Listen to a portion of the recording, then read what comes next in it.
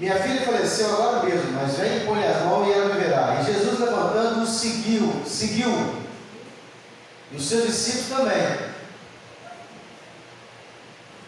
E essa uma mulher que havia já 12 anos padecia de um fluxo de sangue. Ela tinha uma hemorragia.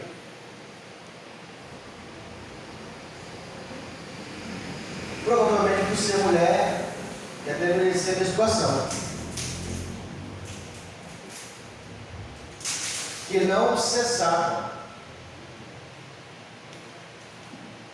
Eu não sei se você sabe, mas o judeu, no época de Jesus, se uma mulher tivesse fluxo de sangue contínuo, quando ela estava no tempo da menstruação dela, ela era considerada como imunda.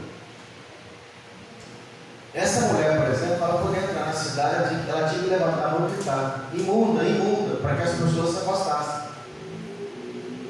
Porque a cultura judaica entende o quê? Que o sangue é vida. E esse sangue que está descendo, está escorrendo por ela, já está morto. É quase um aborto, né? É porque, na verdade, biologicamente, quando o útero da mulher está ovulando, ela está pronta para gerar filho. Como não aconteceu a gravidez, o próprio organismo ele faz um aborto, que ele mata aqueles óvulos e limpa a mulher. Então é um aborto. A menstruação é quase um aborto.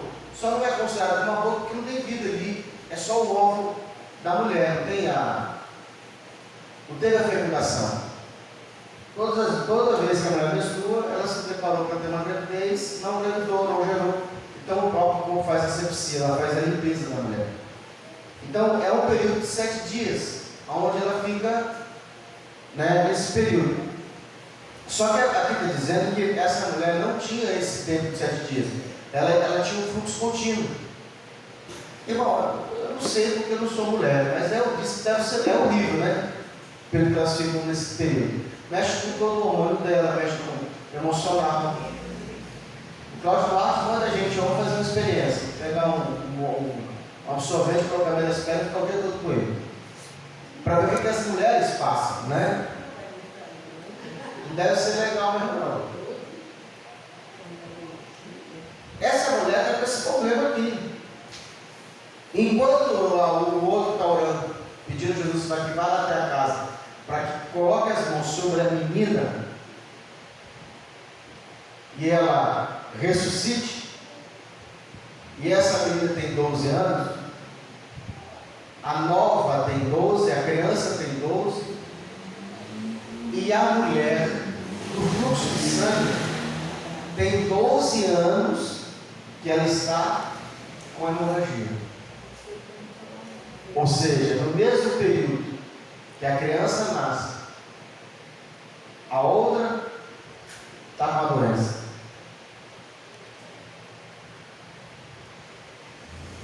Tem um código aqui nessa passagem. Tem um dizer. Por isso que as duas passagens elas se entrelaçam.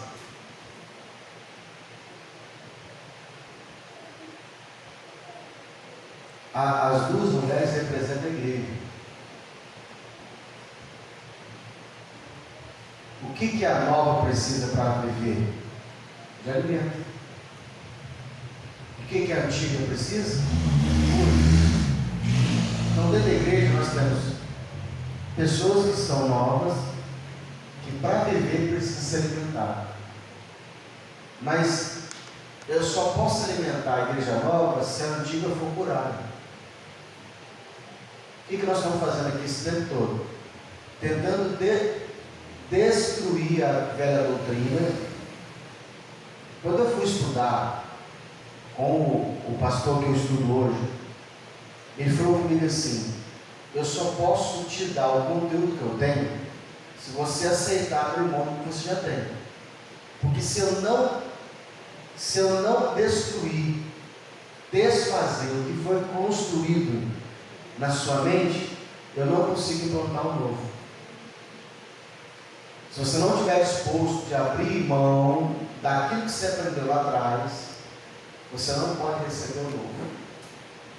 Para eu edificar uma nova doutrina, uma nova mentalidade na sua, você vai ter que abrir mão do antigo. Eu falei, eu estou disposto. Pode dar um vinho novo. Eu quero ser nova criatura. A Bíblia está repleta disso. Deus tratando com você nas esferas em que cada pessoa se encontra. Para a mesma passagem, existem níveis de revelação, irmão. Você vai pegar uma passagem, existem níveis de revelação. Você pega, por exemplo, Apocalipse capítulo 12, e ali está falando da mulher, está falando da grama, está falando da igreja. Mas tem interpretações que as pessoas têm visões. Por exemplo, para muita gente, aquela mulher grávida representa Maria. E o filho que ela teve é Jesus. Também faz. É um nível de revelação. A mulher grávida de um menino. E ela deu a luz de um varão. Tem essa interpretação. E tem também esse nível, esse grau de revelação. Por exemplo, Moisés, quando ele vai ver o tabernáculo, ele vai pedir para que os bordadores bordem o querubim, 2 querubins, na cortina do santuário.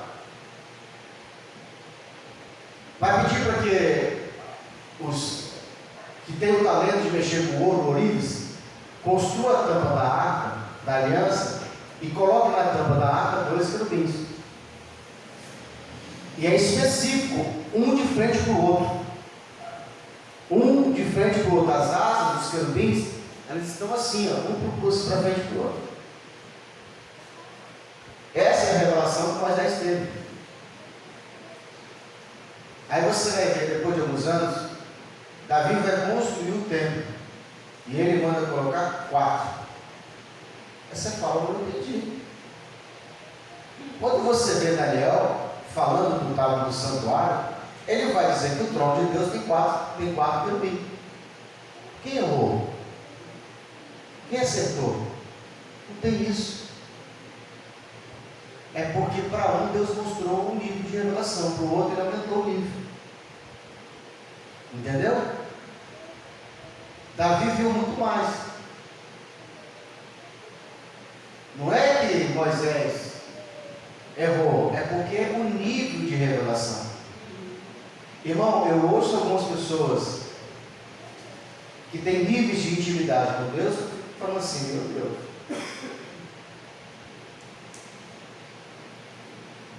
Se Deus te mostrar um pouquinho o seu futuro, você já fica impactado. Você imagina Paulo.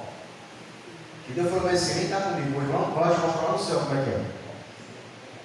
Paulo vai dizer assim, irmãos, o que Deus mostrou em espírito, eu nem posso estar contando.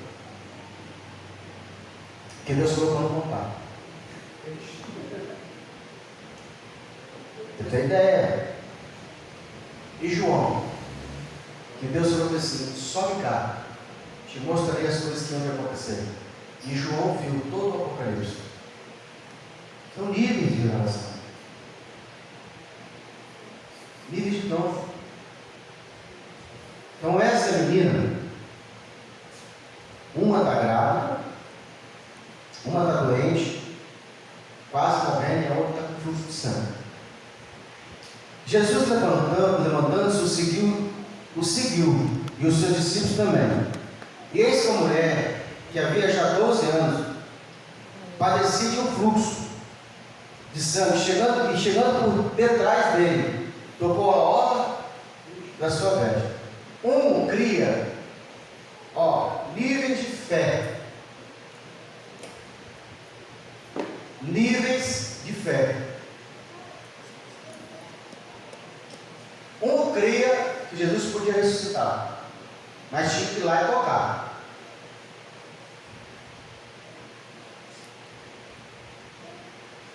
Você consegue entender isso? Eu, por exemplo, estou passando por um dilema. Eu estou com algumas questões protocoladas diante de Deus. Já fez isso já? Você protocola diante de Deus alguns pedidos? Senhor, Tem essa questão aqui, está na tua mão, protocolo lá. Ó, tem essa aqui. Então eu estou com alguns processos aí, alguns pedidos protocolados diante do trono de Deus. Tem um que eu já tenho certeza que recebi. É Deus. Não pense assim, uma clareza, uma certeza que já está lá, que eu já tenho, é meu, ninguém toma. Oi? Sim. E tem outro. Ó, um é mais difícil, um é mais impossível, e eu tenho certeza que tem. Tem outro que é muito fácil. Pensa numa coisa assim, que qualquer ser humano resolveria o meu problema, mas eu coloquei na mão de Deus. E esse eu falei com Deus assim, olha, eu queria te agradecer por esse, mas esse aqui eu não tenho certeza que tem ele. É Deus. E eu vou orar até o Senhor me dar. Fala, Deus. Eu já vou te cá, eu já te agradeço, porque eu já sei que tem. Então são níveis de fé.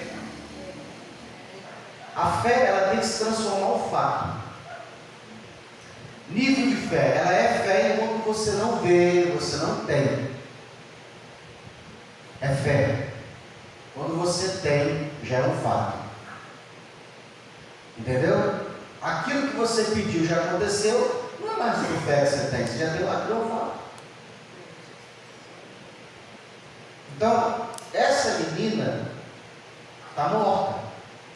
O pai crê, mas ele tem que tocar. A moça crê de igual modo que ele tem o poder de dar cura. E ela acredita que ele não precisa tocar nela, nem ela nele. Mas ela precisa apenas tocar na hora do vestido.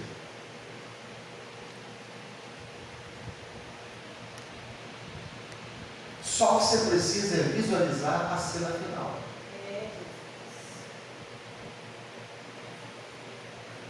E Jesus, porque dizia, versículo 25, dizia consigo, se eu tão somente tocar na sua veste, ficarei santo. Jesus, voltando-se, vendo, disse, tende ânimo, filha, a tua fé te salvou.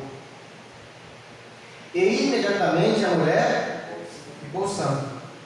E Jesus, chegando à casa daquele chefe, e vendo o instrumentista e o povo alvoroço, disse-lhe, retirai-vos, que a menina não está morta, mas dorme. E riram-se dele. A primeira coisa que Jesus chega no local é mudar o ambiente. Se você quer ter um resultado diferente dos que você está tendo, você precisa mudar de ambiente. Pastor, como é que eu mudo de ambiente? De várias formas. Fisicamente, frequentando ambiente que você quer mudança, que é o ambiente que fala tudo. Você entra num lugar, que é um lugar pesado, tem um clima ruim. A praia, quando a gente foi, o ambiente da praia. Ambiente, eu levei eles lá na praia para dar uma caminhada no negócio. Não, caminha na sua rua. É uma coisa. Caminha onde todo mundo está caminhando. Frequência. Ambiente. Quem é isento não vai, porque chega lá você vai ver um monte de gente velha, idosa, botando para quebrar. De sunga ainda.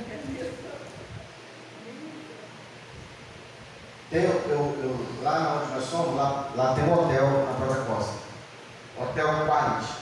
Os hotéis mais bem conhecidos lá na Praia da Costa. Eu frequentei aquele hotel pelo menos uns 15 anos, porque o jornal era batido lá, o jornal que eu entregava. Então, o meu ponto de apoio era o hotel. Aí tem dentro do hotel, tem algumas pessoas que moram no hotel. Tem uma época que o hotel passou uma fase difícil e eles venderam o apartamento. As pessoas compraram. Frente para o mar, no hotel. Então, tem um oriental lá, não sei se ele é japonês, eu sei que ele é oriental, a aparência dele é uma pessoa japonesa. Irmão, 5 horas da manhã, pensa todos os dias. O cara levanta, ele passa assim no hotel, assim, de cueca. com um pé de pato na mão, fazendo frio ou calor, tempestade, geada ou sol quente, ele vai nadar. Só de cueca. O pau está quebrando, o gelo está caindo, passa o velho assim. Só de sunga. Não é nem que os outros falando. Está com o casaco ali, com o edredom, lixo, o vento. E o passo aí, só de cueca. Pega o pato na mão. Vamos lá. Isso é. Aí você fala assim, tá louco? Não. Acostumou. Perguntei assim, o cara do hotel, o que aconteceu com ele? Faz todo dia isso aí. Todo dia ele vai lá e nada. Vai lá no céu e volta lá. Por que essas pessoas são vencedoras em áreas da sua vida? São pessoas próximas, são pessoas que conseguem tudo que quer. Quer andar no carro, eles falam, compra aquele carro. Ele quer morar naquele lugar, ele fala, mora naquele lugar. Porque o ambiente proporciona aquilo. Irmão, posso falar? Realmente os caras ricos são top, porque não dão desculpa, irmão. Ah, pastor, não, a frequência que eles carregam é por isso que tem o que tem. Ó, deixa eu falar para você. Deus colocou em cada um de nós, naturalmente. Esquece crente, esquece macumbeiro, feiticeiro, esquece. Ser humano, em cada um de nós o poder de prosperar. Natural. Pastor, e por que alguns não prosperam? Porque ele resiste. Porque ele atrapalha. Ele mesmo luta contra. E se fizer o que tem que ser feito, prospera. Não estou falando de gente fiel a Deus, não. Agora você imagine se isso já está natural em você, e você é crente, e você é dizimista, e você é miliciano, e você oferta. Meu irmão, você vai estourar. Você vai arrebentar a boca do balão. Então, se eu quero ter resultados diferentes, eu preciso caminhar com pessoas diferentes, pessoas que não dão desculpa. Eu vou alugar carro agora, eu já falo com o cara antes, porque eu não quero ter trabalho. Você dá desculpa. Aí a pessoa, então, o aluguel vence tal dia. No dia eu preciso da moeda cantando na mão. Pode ser euro, pode ser prata, pode ser dinheiro, pode ser moedinha, pode ser cartão de crédito, de débito, Pix, qualquer coisa. Eu só não aceito desculpa. Eu vou te explicar o que é desculpa, eu falo para ele. Tudo aquilo que atrapalha você paga o aluguel. Celular travar, Uber não pagar, o seu filho passar mal, não me manda foto do seu filho na segunda-feira passando mal. Isso é desculpa, meu querido. Isso é um problema seu, você não tem que me pagar por isso. Algumas pessoas lá para trás, elas voltam. Por quê? Porque já tem esse perfil. E por isso que não consegue as coisas. Jesus chega no local. E ele vai curar. Ó, é Jesus, hein? E ele vai ressuscitar uma menina. Chega lá e encontra o ambiente e morre. Irmão, não pode orar no ambiente desse. Se for orar, não vai acontecer nada. Porque Deus, olha o que a Bíblia diz. Todo aquele que se aproxima de Deus é necessário que creia que Ele existe e que recompensa aquele que o busca. Se tiver um ambiente assim, não faz, não dá certo.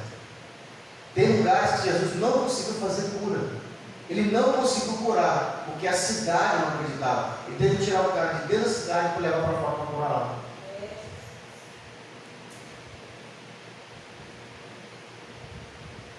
Existem alguns códigos de prosperidade, de mudança de bênção, que o judaísmo carrega. Nome, mudança no nome, mudança na letra do nome, mudança de lugar. Faz a experiência. Pega um dia e vai em São Paulo, fica lá 2 dias e você volta. Sua vida muda. Pega um dia, paga uma passagem, vai lá a Israel, faz uma oferta lá e volta. Duvido sua vida não muda. Por quê, pastor? Porque isso é frequência.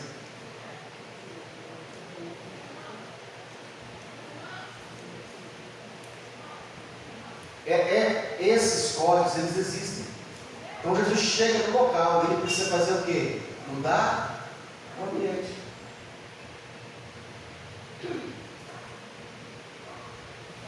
Vamos ver aqui?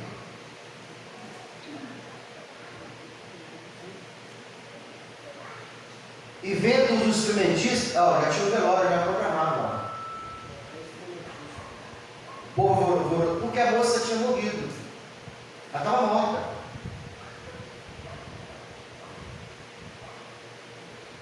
Disse-lhes: retirai-vos daqui, porque a menina não está morta, ela dorme. E começaram a rir. E logo que o povo foi posto para fora, entrou Jesus e pegou na mão. E a menina levantou-se. 25, olha o 26 agora, de Mateus capítulo 9. Espalhando-se aquela notícia por todo aquele país. A cura dos 2 cegos e o mudo. E partindo Jesus dali, seguiram os 2 cegos, clamando, dizendo: tem compaixão de nós, filho. E quando chegou a casa, o cego se aproximou dele, e Jesus disse-lhe: crede vós que eu possa fazer isso? Disseram-lhe ele: sim, Senhor. Então, tocou os olhos deles, e dizendo: seja-vos feito segundo a vossa fé. E os olhos se lhe abriram. Isso aqui já aconteceu também comigo. Eu queria ver muito uma pessoa ser curada, principalmente pessoa paralítica. Meu pai ficou paralítico por causa do derrame, e eu tinha muita fé, eu orava muito, eu queria ver muito meu pai andar. Nessa terra, nesse tempo presente, não foi me permitido isso. Mas eu já sabia todos os códigos de cura, só queria ver acontecer. E eu sei que é assim, irmão, a cura lá vai acontecer quando você perseverar. Qualquer coisa é possível aquele que crê. Ou seja, agora, o quanto tempo você está disposto a crer? Um dia? Porque as pessoas da Bíblia que viram curas extraordinárias, às vezes oraram 20 anos. Então eu queria ver esse cara ser curado. Eu queria ver uma cura extraordinária, operada por mim. Orei muito com meu pai. Orava com meu pai não andava. Orava com meu pai não andava. Dava uns passinhos, aquele me animava, mas não ficava curado. E eu falei com Deus: enquanto eu não ver uma pessoa ser curada, eu não vou pregar. Eu tenho que ver. Bom, claro, eu queria que fosse meu pai. Não aconteceu. Um dia nós fomos fazer um culto num lugar. Aconteceu assim, não foi nada premeditado, nem preparado. É porque assim, eu tomava conta de uma congregação pequena. E aí foi um casal visitar a igreja. Gostaram do local, do culto. E eles falaram assim: a igreja onde a gente mora, eles moravam lá em Marcinho Noronha. Lá o pastor abandonou a igreja. E aquilo assim mexeu muito comigo, sabe? E nós falamos assim: a igreja está dispersa. Eu falei: tem certeza? Não, se for assim, vou lá. Não foi lá. Eu era só dirigente de igreja, não era pastor. Não, pegamos o carro e vamos lá conferir. É aquela coisa, a pessoa quando fala de uma igreja, você imagina o quê? Um tempo já lotado de gente. Realmente tinha igreja, mas muito disperso nas casas. E aí começaram a fazer uns cultos na casa do irmão. E aí começaram a fazer um evangelismo pelo bairro. Lá é roça, chão batido. Numa dessas visitas que nós fizemos, um rapaz que disse que a igreja estava sem pastor, então nós começamos a fazer a visita dos irmãos. Ele falou assim: ô irmão, se você quiser fazer uma visita, tem um irmão Isaías, que ele teve derrame e ficou com sequela, e parece que ele chegou do hospital. A gente podia ir lá ver ele. Então vamos lá. Fomos na casa do irmão Isaías. A esposa do irmão Isaías, ela está quadrangular. diaconisa da quadrangular. Aí chegamos lá, ele estava num quarto, deitado na cama lá, estava acamado. Não, quando eu cheguei no ambiente, eu não ia entrar. Espiritualmente, eu sentia algo ruim. Aquele me dava um jogo, eu com vergonha de falar que estava enjoado. Depois, com o tempo, eu descobri que isso eram os sinais das maldições, que era o espírito maligno. Tem um cheiro muito ruim. Só que só eu sentia. É complicado dizer, parece que você é mais fraco, parece que está todo mundo bem, você que está passando mal. Mas é ao contrário. Você está tão sensível ao mundo espiritual que você percebe a percepção. Olha, Jesus chegou no local e ele percebeu o ambiente pesado, ele precisou mudar o ambiente. Mamãe entrou para dentro do quarto, começou a louvar, a irmã começou a louvar, louvores maravilhosos. O irmão Isaías estava em pranto, e eu passando mal. Louco que o culto acabasse, vim embora do local. Irmão, eu ficava na porta aqui assim. O quarto é aqui, ó. Eu ficava aqui. Para ver se o ambiente não, o cheiro não era um cheiro suportável. Só eu sentindo. E o irmão Isaías deitado na cama. O Espírito Santo chega no meu ouvido aqui por trás e fala assim: manda ele levantar e andar. Eu queria ouvir essa voz quando era do meu pai. Porque ali do meu pai eu tinha fé. E eu queria muito aquilo. Mas no estranho, por quê? Porque com meu pai, se eu orasse não acontecesse nada, ninguém ia saber. Mas ali no estranho, e se desse errado? E o Espírito Santo falou assim: já te falei, manda ele levantar e andar. E eu aqui assim, está amarrado, está repreendido. Você está repreendido, não fazer isso não. Como Deus é Deus, Ele quer nos ajudar. Ele tem uma forcinha. O Espírito Santo foi lá e no calor do louvor, uma pessoa que estava deitada, que nem mexia nada, ele pelo menos sentou. Aquilo para mim foi um sinal. E aí eu fiz o que Jesus fez aqui. Não foi pela minha fé, foi pela fé do irmão Isaías. Eu perguntei: irmão Isaías, você crê que Jesus Cristo pode te curar? Ele falou: eu creio. Aí eu falei: então levanta e anda. Irmão, aquele cara pulou da cama e começou a andar. A mulher do cara caiu em pranto, o filho do cara caiu em pranto. E ele começou a trabalhar. Ali assim, andando ali assim, meio que, né? Alguém que estava paralítico, aí sempre vai no terreno, não andava.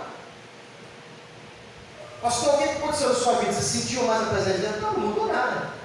Porque você pensa que você vai curar uma pessoa, outro dia você vai sentir o super-homem. Não muda nada, irmão. Que você só é um instrumento de Deus. Agora, uma coisa aconteceu. No outro sábado, o culto estava lotado. Porque eu ainda fiquei com dúvida, irmão. Eu falei assim: não, foi só um calor por emoção. Eu acho que esse cara vai voltar a ficar ruim de novo. Estou te falando o que a gente é. A gente é um lixo, uma porcaria. É Deus, não é Deus que eu quero mais. Eu liguei, eu peguei o telefone na época, a gente ligava, eu tinha WhatsApp, eu liguei para o irmão, eu nem lembro o nome do irmão que ajudou. E como é que está o irmão Isaías? Rapaz, está um alvoroço aqui na cidade. Porque o irmão Isaías, que estava paralítico, agora está indo lá na cidade comprar as coisas, lá no mercado de bicicleta. E está todo mundo perguntando. Marca o culto aí do sábado. Aí nós fizemos um culto na casa. Eles moravam tipo num sítio, era uma chácara, uma coisa. Tinha muito pé de caju. Você lembra disso? Eu lembro. Tinha um pé de caju, muito pé de caju. Um lugar bonito. Levava até empadão com o outro irmão. Isso, irmã. Tinha uma irmã lá que ela não gostava de dizimar não, mas ela gostava de ofertar empadão, cesta básica. Lotado de gente. O que eles queriam? Cura, sinais. Por isso que ele me disse: não vem cura, não quererão. Então, eu sei que Deus cura. Eu sei que Deus opera milagre. Essa não foi a única vez. Eu já vi outra pessoa chegar na igreja de amuleta, toda destruída, porque uma doença, não sei se foi acidente de amuleta, né? Duas amuletas não. Irmão, ninguém chega com a amuleta na igreja se não está doente. Brincando, não existe isso. Hã? Duas, aqui ó. Nós chamamos para frente, para que ela fosse curada. Não fui eu que orei, quem orou foi o irmão. Só que eu percebi que ela tinha sido curada, nem o irmão percebeu e nem ela percebeu. Aí eu fiz o quê? O desafio da fé. Cheguei para ela e falei assim: eu estou sentindo que a senhora foi curada. Me dá aqui a muleta. Não, dá uma baixada aí. Aí eu peguei essa muleta dela, ela baixou. Levantou. Vem cá, corre comigo, igreja era grande. Pátio grandão. E saiu com ela correndo no meio da igreja. E ela voltando. Eu falei: igreja, bate de palma, de pé. A benção. Acabou o culto que ela quis fazer, pegar a muleta. Eu falei: não, deixa aqui, troféu. Não, mas é no carro. Eu falei: depois eu te entrego. Passa uns dias depois eu te entrego, mas agora não. Porque se eu dou a muleta para ela, ela também pode duvidar e voltar a ficar doente. Aí depois que ela ficou curada, realmente ela foi andando para lá e para cá, com uns dias lá, passou-se uns 4 ou 5 dias, ela voltou lá: eu posso pegar do carro, tá aqui, para levar de volta. Entrega lá para quem você pegou emprestado. Acho que alugou a muleta, parece. Então eu sei que Deus cura. Já vi isso acontecer. E o que não pode ter na sua mente? Primeiro, achar que você tem poder. Segundo, você achar que naquele dia você não jogou, Deus vai orar. Paulo vai dizer assim: eu, na verdade, não deveria ser chamado de apóstolo, porque sou perseguidor da igreja. Mas a graça que em mim se opera me fez trabalhar, mas eu trabalhei mais do que todos os outros, ele fala. Eu sou o último dos apóstolos, deveria ser chamado apóstolo, mas sou o que sou. E na verdade trabalhei mais do que todos eles, Paulo falando. E não fui eu, na verdade foi a graça de Deus que operou em mim.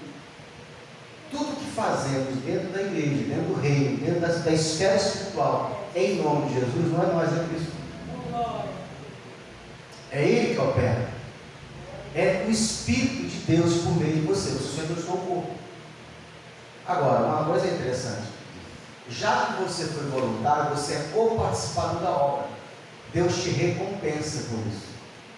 Deus deixa você receber parte do que você fez. Você só não pode deixar teu coração se envaidecer e achar que é você e roubar a glória de Deus. Tem que estar sempre no coração, porque essas pessoas elas vão vir te abraçar e vão querer te colocar você onde? No santuário pedestal. Você fala: olha, glorifica a Deus. Eu não. Então, Jesus ele empurra a responsabilidade da cura da pessoa. Eu já fiz isso. Que eu não tinha fé para curar Moisés. Não tinha, não fosse o Espírito Santo. O Espírito Santo queria curar o de Moisés. Na verdade, aliás, o Espírito Santo naquele dia falou assim: eu vim aqui para curar ele, só preciso que você me preste do teu lado. E eu só obedeci a voz do Espírito Santo com muito medo, na verdade, de errar. Sim. Tá sempre é assim. Deus vai falando, eu vou deixar Deus usar. Que não pode bater o medo. Bate o medo e bate o quê? Na verdade, a pessoa tem medo do nome dela, da imagem dela, da moral dela, da reputação dela se afetar. Vai que eu oro, não acontece nada. Vamos dizer que eu sou charlatão, vamos dizer que eu sou mentiroso. Se você está preocupado com isso, não vai acontecer. Joga para cima de você. Você fala assim: eu vou orar agora, o Espírito Santo vai curar. E se não curar, a culpa é minha. Meu irmão. Você jogou a sua honra no lixo, Deus cura. Deus opera.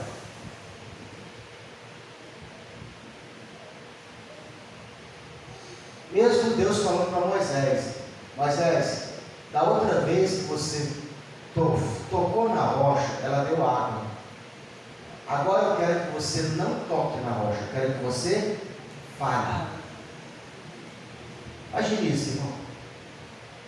Hoje fez um calor danado, né? Você imagina você chegar lá em cima de uma pedra lá, a pedra está fritando.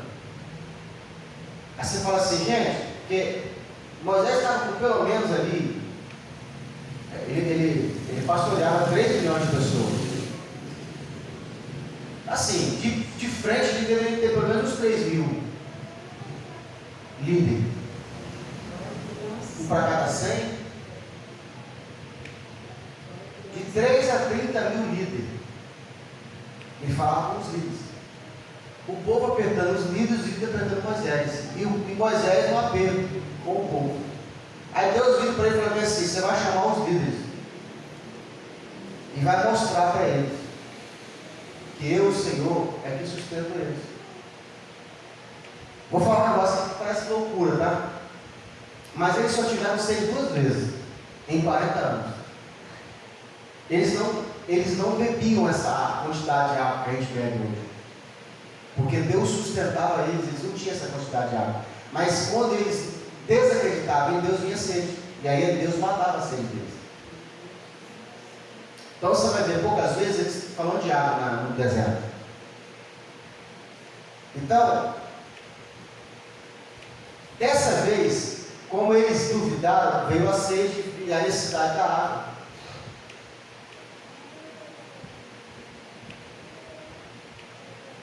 Eu lembro que uma época que eu não pude comprar gás, eu não tinha condições, gás em casa durava 4, 5 meses. Você fala assim, como assim? Deus, que vai multiplicando. Então, como Moisés ele tinha feito, no começo ele tinha feito um milagre, onde ele feria a rocha, ele pegou o cajado e foi na rocha, ele tocou nela, filho, bateu na rocha. Eu botei 100 reais no chão. 100 reais no chão. Dessa vez o Senhor falou, você vai chamar o povo. E você não vai ferir, você vai falar. Fique mais de manhã, lembra de mais cedo. Esse pessoal falou assim, então ele marca a reunião só também, né? Mas eu vi se tinha uma nuvem, estava mais frio, não, estava mais quente. Ele falou, como é que eu falo agora com esse povo? Aí ele fala o quê? Num tom de dúvida. Seus rebeldes. Você acha que poderia, daqui sair água? E ele vai e toca. Quando ele toca de novo com o cajado, ele fede de novo a mesma rocha, o que acontece? Sai água. Pastor, mas ele não foi o que Deus falou com ele. Mas mesmo assim, saiu água. Ué? Por que saiu água? Porque o povo estava com sede, eles precisavam.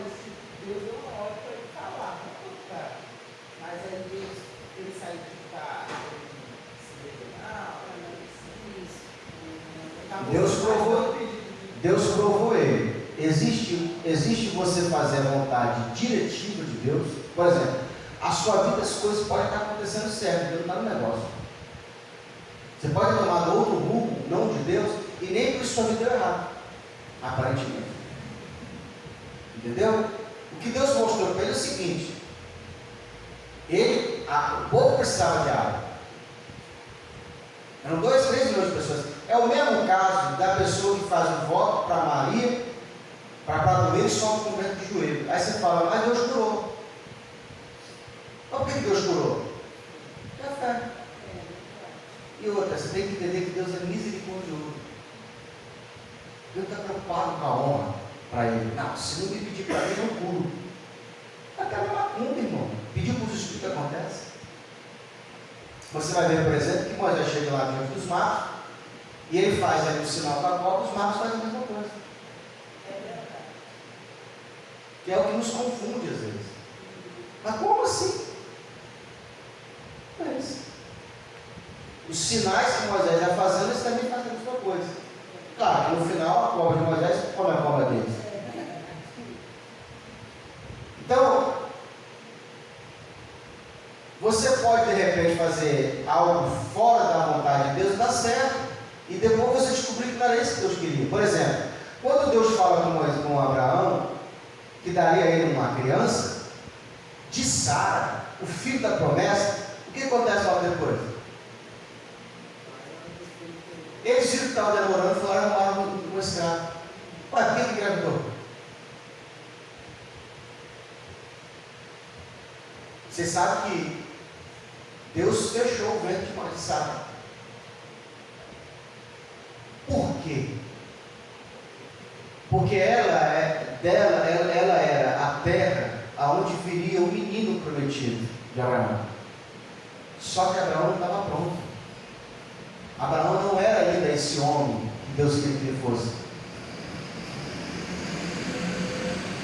A gente fala tanto da herança de maldição, você vai ver que Abraão, ele enriqueceu tendo pessoas como escravo.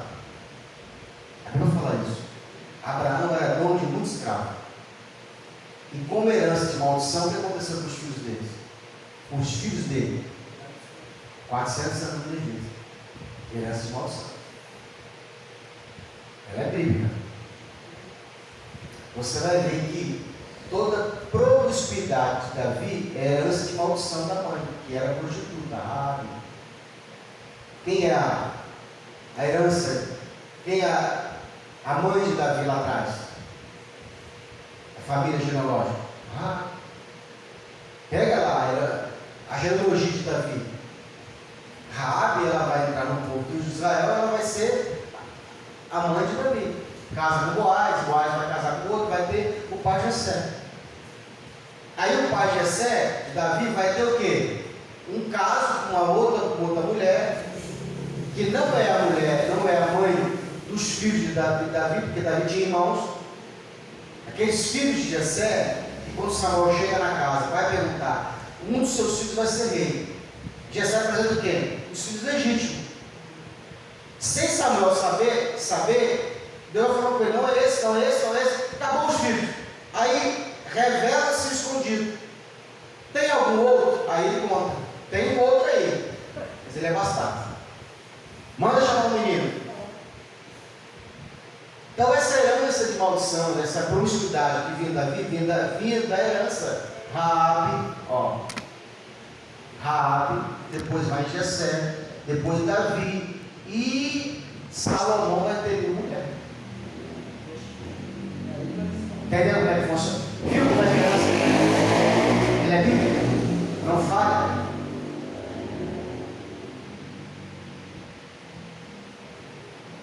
Nunca tinha visto isso. Nunca percebeu dessa forma. Qual é o pecado de Davi, irmãos?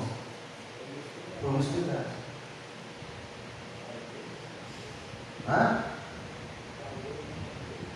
O maior pecado dele era esse mesmo. O mais difícil. Era por isso. E o filho dele foi muito mais. Salomão. Porque Salomão é fruto de uma traição. Deve ser, não é Davi? Davi mandou matar o cara para ficar com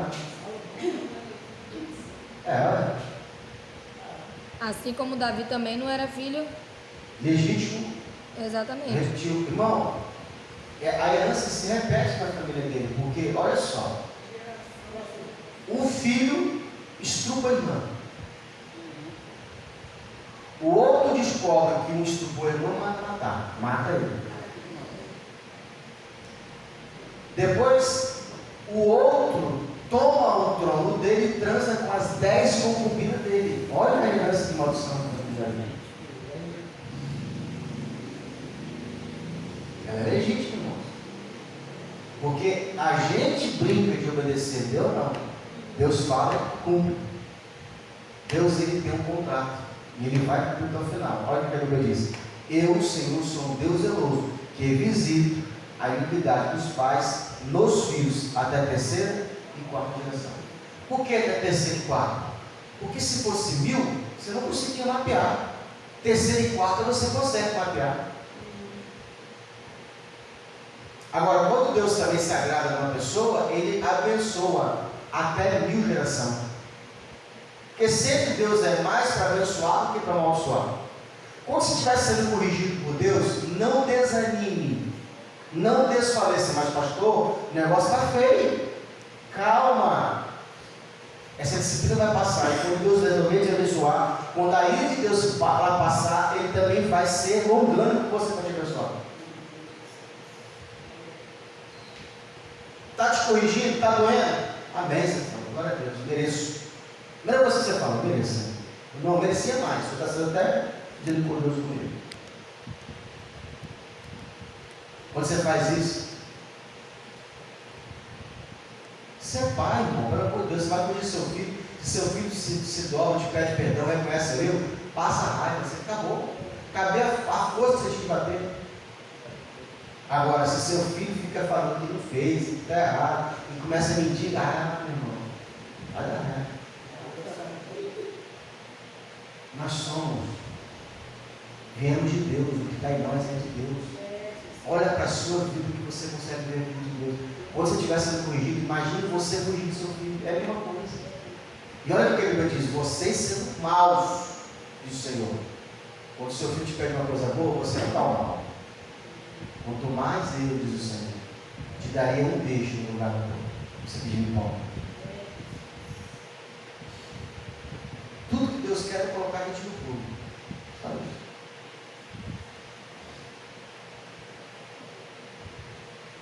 Tocou então os olhos, dizendo: sejam-nos feitos segundo a vossa fé. E os olhos se lhe abriram. Jesus os ameaçou, dizendo: olhai que ninguém saiba. Era o marketing da época, né? Você quer que ninguém saiba, pede para não falar. Você já contou um segredo para alguém, dizendo assim: não conta para ninguém. A pessoa espalha. Sim, era o marketing da época.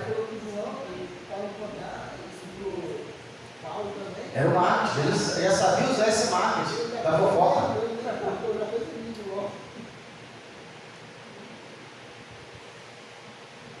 Diz que tem até 3 irmãos que foram para o monte orar e resolveram confessar os pecados em cima do monte. Diz que um falou assim: irmão, eu queria confessar meus pecados. Eu queria contar para vocês. Ele disse que um falou assim: fala, meu problema é mulher. Eu fico olhando as irmãs da igreja e eu desejo todas elas. Amém, irmão? Está arrependido? Vamos orar pelo seu pecado. E você, irmão? O outro falou assim: meu problema é os irmãos. Eu não posso olhar para o desejo de vocês. Aí o outro falou assim: amém, vamos orar para você também. E você, irmão? Qual o seu pecado? O meu é a língua. Não consigo parar. Vou contar para todo mundo o negócio de vocês. Eu não consigo guardar segredo. Esse negócio vai vazar. É uma brincadeira, mas é a realidade. Você vai contar para a pessoa errada, ela vai espalhar. Jesus fazia o milagre e ele falava: não conta para. O que o povo fazia? Espalhar. Aí se você conta a pessoa errada, ela espalha, a culpa é sua de que não teve sabedoria para contar a pessoa errada. E como é que descobre quem é o fofoqueiro da igreja? Você sabe? Fácil. Só para ele, não é para ninguém. Fala: não conta para ninguém. Ele vai espalhar e ele vai falar que foi fulano. Não, mas eu só contei para você, não contei para mais ninguém. Era sério você que sabia. Eu descobri um mistério aqui na igreja assim. Um assunto que vazou, porque era só particular, só a pessoa sabia, vazou. Não, esse aqui não tem jeito, só você saber. Se a igreja está sabendo que você contou. Entendeu? Como é que descobre? E os olhos se lhe abriram. Jesus se passou dizendo: não, olha, que ninguém sabe. Mas tendo ele saído, divulgaram a sua fama por todo aquele lugar, né? Marketing reverso. Isso existe, tá? Você quer comprovar? Mas tem marketing reverso. Já viu as propagandas? São só negativas. Não toque aqui, não olhe isso. Você fala: ai, estou postando que pode. Vamos fazer.